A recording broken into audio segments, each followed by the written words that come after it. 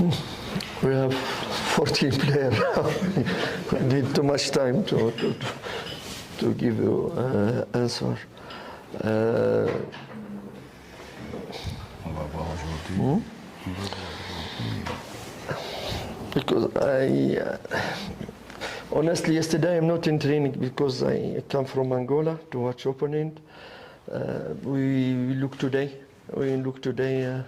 The report of me, but I have the group. I don't have especially player with.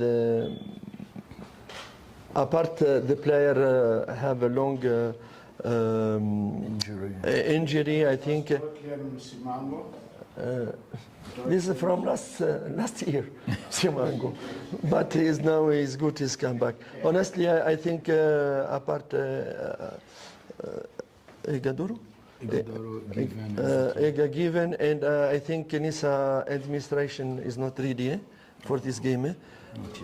Not yet, but physically he's ready because before 3-4 days training with Blues Dad in Nigeria. Thank you.